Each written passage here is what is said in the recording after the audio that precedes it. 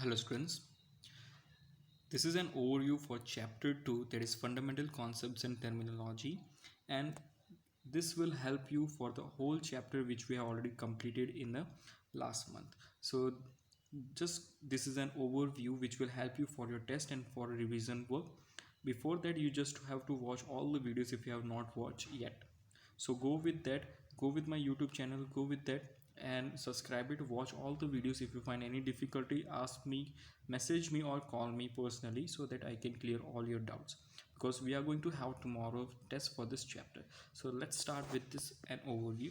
So here first comes the price and value. So in earlier times only we find that price and value were being used as the same, but you find that it has the both the concepts are different.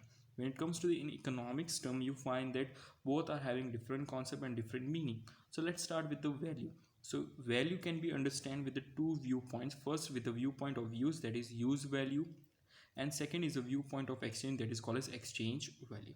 So let's start with the use value. So any commodity which has been used by the consumer, or it gives something usefulness to the consumer so that he can satisfy his or her want, so that particular commodity can be called as use value. Like here the examples can be water, sunlight, air, food. So they have the use value for every individual life, and it has been necessary for the people.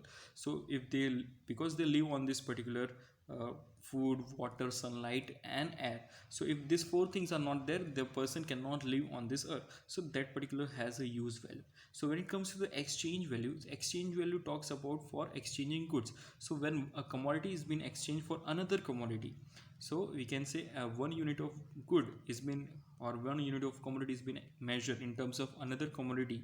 So that particular is called as exchange value. So here example can be taken up, like 1 kg of wheat is there and you have been exchanging for another 1 kg of sugar. So 1 kg of wheat equals to 1 kg of rice, and sorry, 1 kg of wheat equals to 1 kg of rice, and you find that here 1 kg of wheat has the same value as 1 kg of rice. So both the values are same, so that is called as exchange value.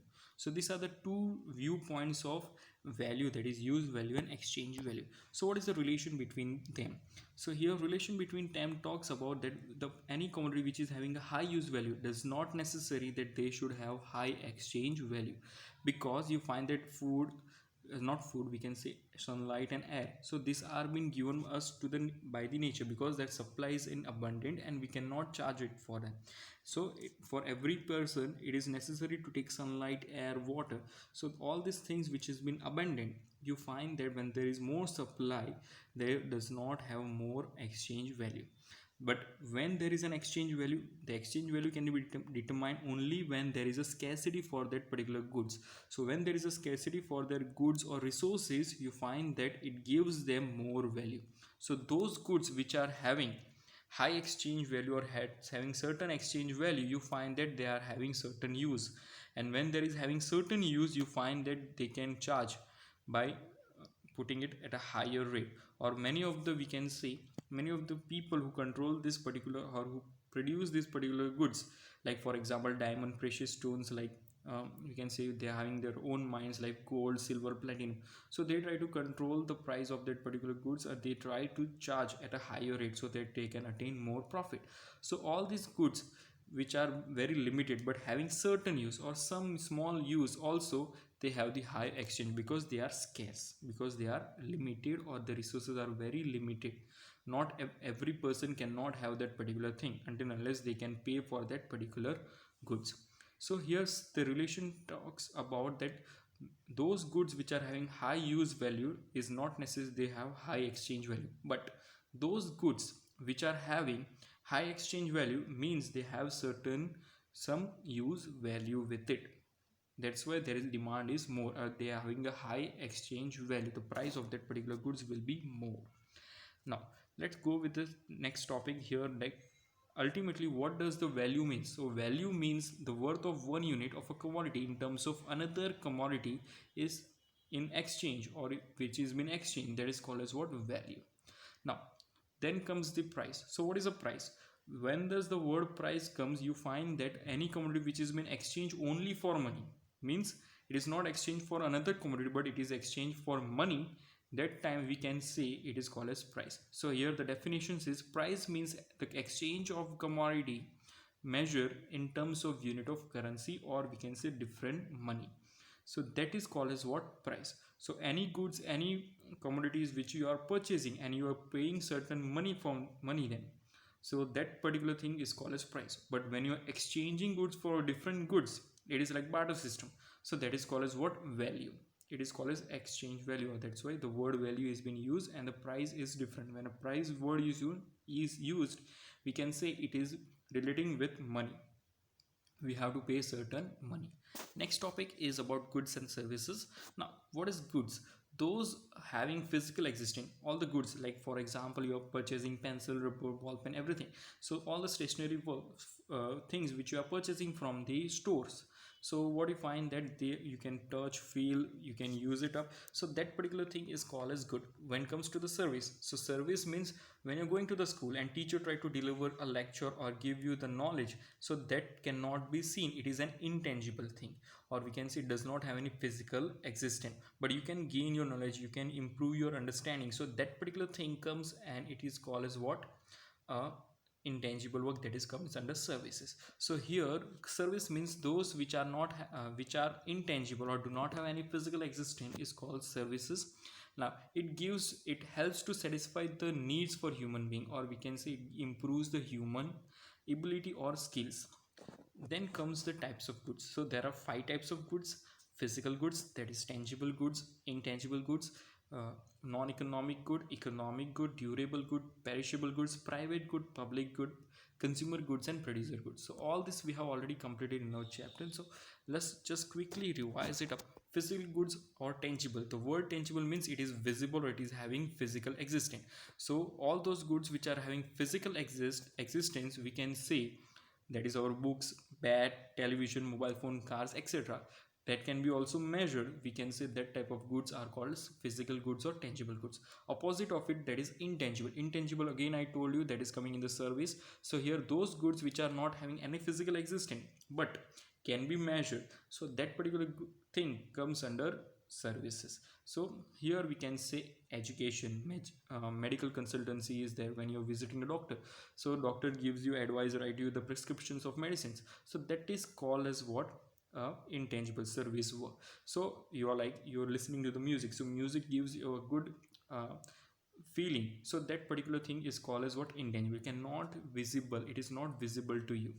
So that particular thing comes under intangible goods. Then comes the non-economic good and economic good. So non-economic good again is same, like we can say those which the supplies are abundant, or we can say goods which do not go with any economic process. Like you find air is there, so here in air you try to breathe in up, there is no processor, there is no production, there is no machine is been fit to purify air. So commonly what is been available on the earth, that air only you are breathing up. So you find that it is not going for any production process or any distribution process. Those particular goods are called as what? Air, we can say non-economic good, that is example air, water, sunlight, etc. Then comes the economic goods. So all those goods which are going for further process to make certain type of different commodities that can be used for exchange, and we can earn money. That particular goods are called as what? Economic goods. So here goods which are having command of an exchange value, means it is having certain exchange value in the market. Those type of goods are called economic goods, and they are been going with the demand and supply in the market. Then comes the durable goods, third topic. Now what is durable? Durable you have been already studied. So durable goods are those goods which can be used for longer period of time, and you can use repeatedly also, like clothes, refrigerator, different utensils are there, so that can be used again and again. Whereas comes to the perishable goods, when perishable goods comes, you find that it cannot use for longer period of time, like your milk, fruits are there, so it gets spoiled within a week or before 1 or 2 days. So you have to use once only, or you can use for 1 day only. That type of goods are called as what? Perishable goods. For not for very short period of time the goods are being used or consumed by the people. Then comes the fourth, that is private goods and public goods. So public goods, those goods which are being possessed or purchased or owned by the private individual for his own use, or to satisfy his own needs, that particular goods are called as what? Private goods. Like you try to have your smartphones, laptop for your own use, so that is called as what? We can say it is a private good which is been only used by you. Then comes the public good. What is public good? Those goods which can be used by many people at one same time. That particular goods are called as what? uh, Collective consumption, and that particular goods is called as what? Public good. Now you find that there is public gardens are there, society common plots are there, so that can be is being consumed by people together, so that is called as what? Public good.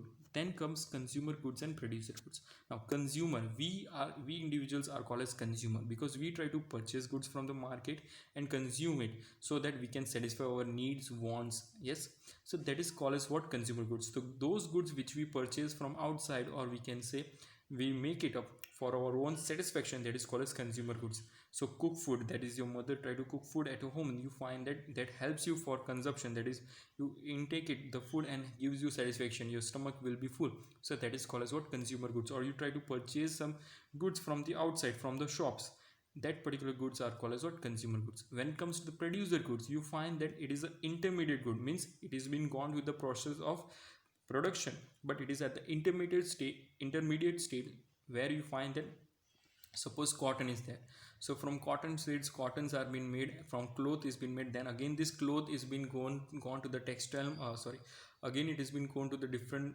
producers, and they try to make into different types of clothes. So you find that the cloth is being made in the textile company, and then after different machineries this cloth is being put to make different types, different designs of cloth. So you find pant is there, you find that shirt, t-shirt, different patterns which is been drawn, so you find that that is called as producer goods. Then comes the wealth. Next topic is wealth. So what is wealth? So anything which is having useful, scarce, it is having great exchange value, and it is being owned by someone, so that particular thing is called as wealth. So it gives high monetary value, it should give high monetary value. Monetary means money. What is high monetary? When, like for example, your father is having your house, so that house has been purchased by your father, and that house, it can be sold in the future also, and it gives, when it has been sold in the future, you find that there, we can say the price will be more that time, and we find that we get more amount of value. Same way, you're having an agricultural land and you are selling it, so you find that it get more amount of money, so that particular thing is called as what? Wealth. So it gives high capacity to generate monetary value, it is having high exchange value, as well as it is should be owned by one person or owner, it should not be of government.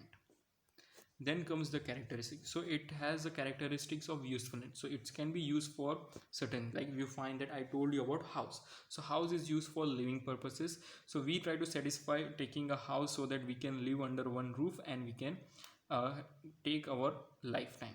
So houses are there, vehicles are there, different jewelries are there, so this can be called as what? We can say it has certain use and it has a high value, and you can store it for a longer period of time. Yes, main thing is that wealth can be stored for a longer period of time, and when it is being sold for a longer period of time, you find it gives you multiple income or more high, more exchange value. Second comes the, it should be scarce. What is scarce? Scarce means it is limited, the resources of that particular are limited, and it cannot be possessed by all the persons on the earth. So you find that those goods which are having limited supply, or there is a scarcity in supply, those goods are also called, comes under wealth. Like you find that gold, silver, this cannot be possessed by every people, so poor class people does not have this particular jewelries, like luxurious phones, everything, so that can be scarce, so it gives you a wealth thing. Then comes, like, it should have physical or intellectual existence. Now what is physical existence? That is the thing we can visible, it is visible, we can touch, we can feel. So all those goods which we can feel, we can say it is comes under wealth. So here again, the intellectual existence means those, some of the brilliant persons are there, they try to give advice, they try to use, they try to give with consultancy, so their knowledge is being used by different business peoples, they can be an expert, so there also they try to sell their advices and expert knowledge, and they try to earn money. So this is how we find that intellectual existence can also be exchanged. Again, we can say another thing is like brands, franchises, so they can be also comes under intellectual existence. Then after you find that well constituted goods which are capable of exchange. So only those goods which are coming under wealth, that is having high exchange value, it can be used in present also and future also. And that is like we can say vehicles are there, houses are there, jewelries are there, land is there, properties are there. So all these particular things comes under wealth. Then comes durability. Durability means it should be for longer period of time, then only we can say in future we have a high exchange value. So when you have a piece of land or agricultural land, their price or the exchange value of that particular land is increased every day by day or every year by year. So you find that it is used for a longer period of time. So in future also you can have that particular, by if you need money you can sell it and you can have the money. So this were the characteristics of wealth. Then comes the types of wealth. What is individual? So there are individual wealth, social wealth. So what is individual wealth? Those goods or those wealth, commodities or goods which are being purchased or owned by one particular person, an individual, that and it is been using for his own, we can say it is called as what? Individual wealth. Like your father is having a house, that particular example has been there. Second is a social wealth. What is social wealth? So those which are been under the society, or there is a collective consumption, that is we can say roads are there, bridges are there, dams are there, which is been under government or under certain society wealth. So that is comes under social wealth. Then comes the national wealth. When the word national comes, it belongs to the whole nation, whole country. So all the things which has been there, all the particular buildings, treasures, everything which has been there in one particular country, that comes under a nation. We can say it is called as what? Nation's wealth. Like river, mountain, literature, scriptures, etc., which has been not by owned by individual person, but all the individual and social including comes a national wealth. Then comes the international wealth. It belongs to the earth. It directly talks about the whole earth, and the treasure is of all the nations. Means if all the nations combine together and what all the things they have, that particular thing together is called as international wealth. Here the examples are been given: oceans. So this is how you find that types of wealth is being distributed. Then the topic comes welfare. So what is welfare? It is an enhancement of life situation, standard of living, and overall improvement. So it talks about the how you try to improve your human can improve himself. Overall improvement is being done. So how you try to go with your life situation and improve your lifestyle. So here the subject can be studied with the two concepts: individual welfare. So how you can do individual welfare? You try to go with making efforts to improve yourself. Like what is individual welfare? You are studying now, so you're studying now you're for yourself, so that you can gain knowledge, and in the future this knowledge can be used for business purposes or for different kinds of purposes, which will give you job or you can enter into the business field. So that is you try to improve the skill at present by learning all this particular thing. So those skills which you are learning today or in future, which will help you in future, that particular call is what? Individual welfare. So when an individual seeks to make efforts to improve his or her standard of living and well-being, it becomes a subject of individual welfare. What is collective welfare? You find that nation and government. So when government try to improve the society or the it is being they are giving facilities to the citizen of the country, so that their improvement is being done, there is the growth and development which can be achieved. So that particular thing comes under the collective welfare. That's why it is called as collective welfare. So what is the relation between the wealth and welfare now? So what is wealth? So if you're having a good amount of wealth, if your wealth is increasing, your welfare increase. Yes, because the more the properties you're having, the more the income you will be having, and more welfare is being done for your, it is coming under individual welfare income. So it is very true in the individual. Here it is written. Then comes when a wealth of nation is been there and it has been increasing, means our whole country nation welfare is increasing. So you find that people welfare is also increased, because nation or a government will try to do welfare to whom? The citizen which are living in them. So their improvement or the people welfare is been done. So that time we can say it is helping all the people. When all the sections of the society, all the sectors or everywhere you find that given equal income, or there is a distribution of equal income, then we can say there is overall development, or there is an increase in the welfare of the people or nation's welfare. Lastly, it depends upon, also depends upon the social welfare also. Social cultural welfare is the most important, because when it comes to the collective work, you find there is a social culture formation also is there, and we need to go with that particular thing also. So there is not always a direct relation between the wealth and welfare in the society. Not everywhere is there is a direct relation, but in some cases there is a direct relation. Chalo. Then comes the factor of production. So what is factor of production? Before factor of production, what is production? Production means any activity which you are doing, or with limited resources which you are having, and you are converting into final goods. You are converting your resources into different particular goods, and that goods can satisfy human want. We can say it is called as what? Production. So activity of conversion of raw material or resources into final goods which satisfy human want is called production. Now what are factor of production? Those agents which helps in this converting of goods, or sorry, raw materials into good final goods, that is called as what? Factor of production.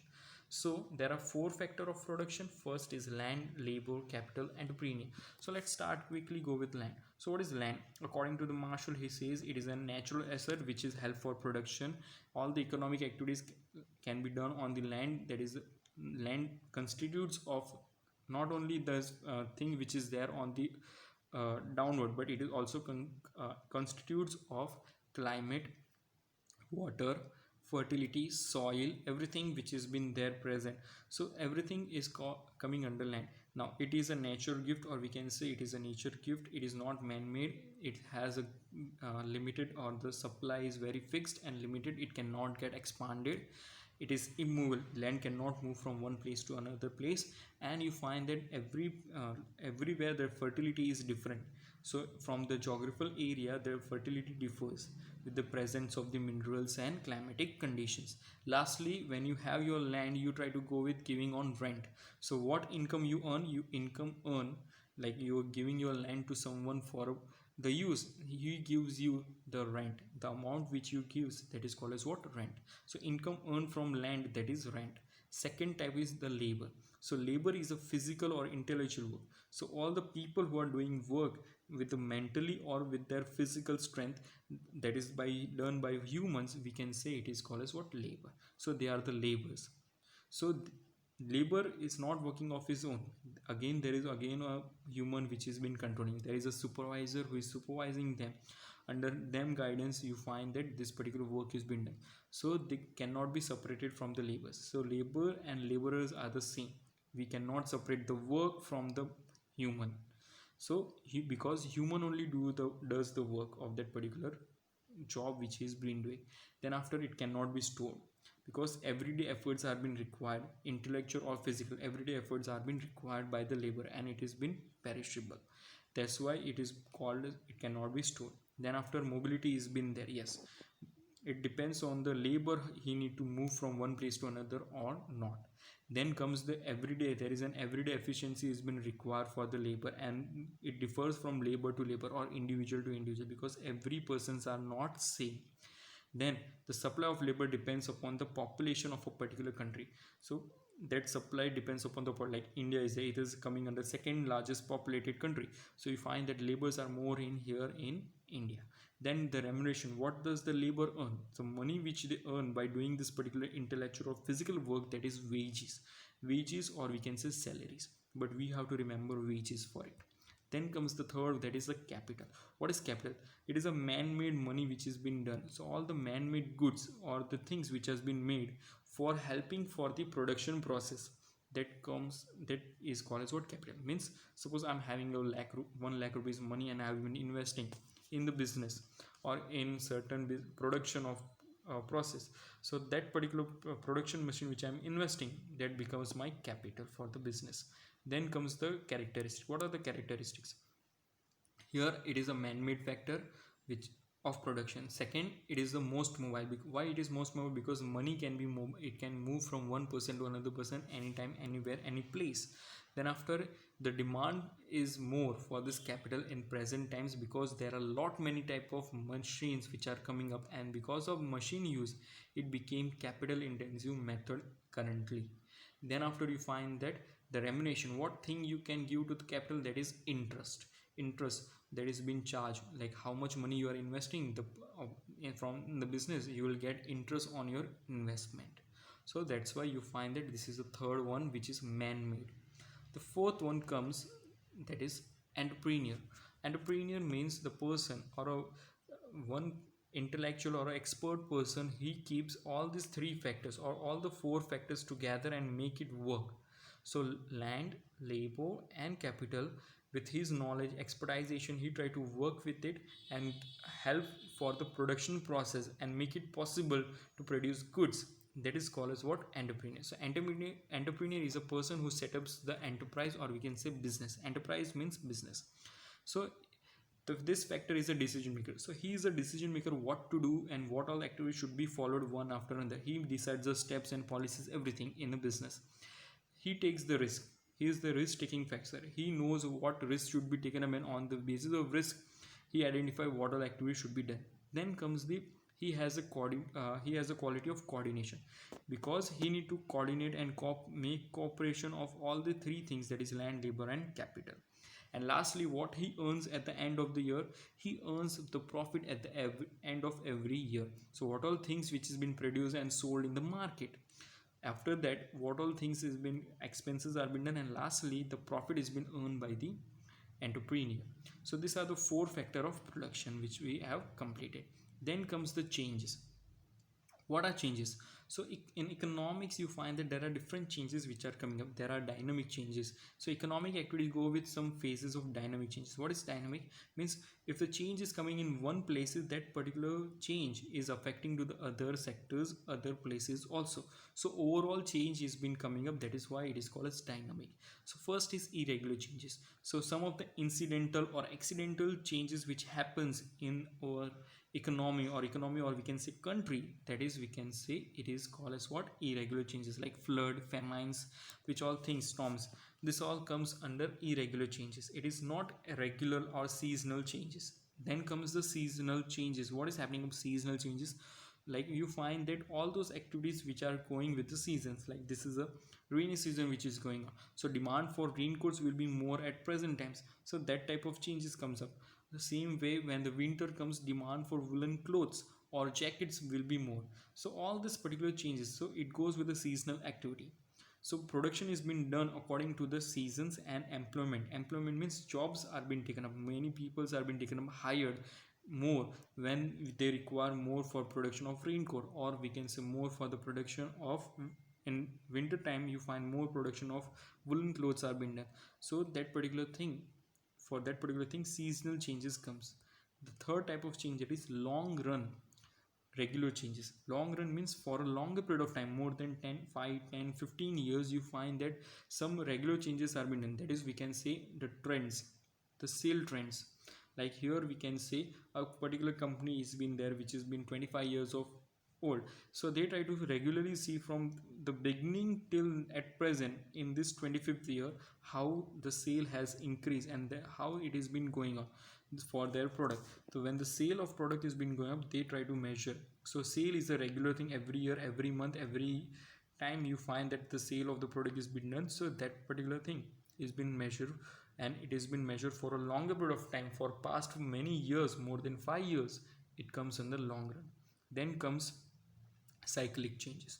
So cyclic changes means some of the influencing or economic activity, like you find that dynamic fluctuations, like you find that coronavirus which has been a pandemic situation which is coming up, and because of that there have many things happen in the world, and this have been impacting for the longer period of times. For the we can say for here, from here to 5 or 10 years it will take to recover this particular situation. So for that particular thing we can say this is a cyclic changes. So dynamic fluctuations arise in an economy over a long growth run, leading to the rise and fall in economic growth. So it talks about what is, how the economy has been going on, how the economic growth like is been done. So that is called as what? Cyclic changes. I hope you have been clear with all the four types of changes. Now let's study with the last topic, that is trade cycle. What is trade cycle? It is a continuous phase of good and bad situation, or this changes which is occurring in the economy. So always you find that there are certain changes which can be done, and you find that it is might be good, it might be bad, which is being affecting the economy. So that particular thing comes under trade cycle. Trade can be also known as business. So according to the Haber, trade cycle is an interval of embrace alternating alternating periods of prosperity and depression. So prosperity is nothing but the good situation, depression is nothing but a bad situation. So this cycle goes on with the flow. Every business is having this particular cycle. So let's, what are the characteristics? It is a dynamic change. What is dynamic? It shows the dynamic change means it affects the whole sector. It does not affect the one particular sector, it affects the whole sector in an economy. Then you find that it depicts the positive and negative changes. So some of the positive changes also you can observe, and some of the negative changes also you can observe. Then comes the, it has different factors which are affecting it. Fourthly, you find that it is various phases. It has not only one or two phases, it has different phases also. It is not only always good and bad changes. Apart from that, there are different situations which has been there, but it does not last for same period of time, not uniform period. Like for example, good situation, like because of this coronavirus there are certain good things which are being low pollution, everything has been, but it cannot last for a longer period of time. It does not have. Then comes the phase. Let's study the four phases of this particular trade cycle. Now here, before going with this detail, you just go with this diagram. You find that here the one diagram has been shown. You find that y-axis and x-axis. On an x-axis you find number of years are taken, but how many numbers it is not shown because it is not uniform. On the y-axis the level of business activity, that is the trade activity, has been shown. Now this is a equilibrium part which has been shown, which we does not want to know, but it starts from here, boom. Now what is first one? The first phase is boom. What is boom? Here you find that all the economic activities are going with a growth, maximum growth, having longer period of time, and you find that the demand for the product, the demand of all the goods for that particular trade or for all that particular company is more, or that particular business is more. So when it reaches to the maximum, it becomes a boom period.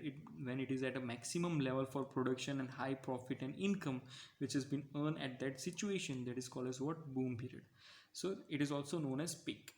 Then comes the second phase, that is a recession. Recession means slow downing of that business. So it from here to here it has been reached high. Again from high it is slowly going down to the equal level, to the normal level. So you find the economic activities peak has been there. The investment employment have been reached at the highest. Now it slowly demand is going down. It is getting slower. Investment and employment also is going slow, because now the product demands are getting reduced because of maybe affecting different factors.